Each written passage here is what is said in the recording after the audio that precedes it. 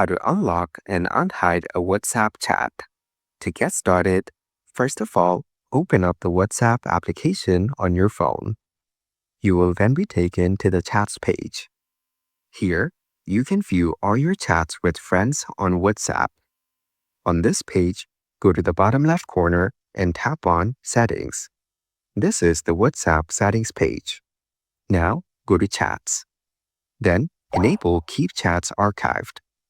Archived chats will remain archived when you receive a new message. Then, go to the bottom panel and tap on Chats. You will find the Archived and Locked Chats option above the chat list. Tap on them to view all your archived chats and your locked chats on WhatsApp. In the locked chats, if you want to unlock a chat, then swipe left on the chat. Then, tap on More. Now, tap on Unlock Chat as shown. You have now unlocked this chat.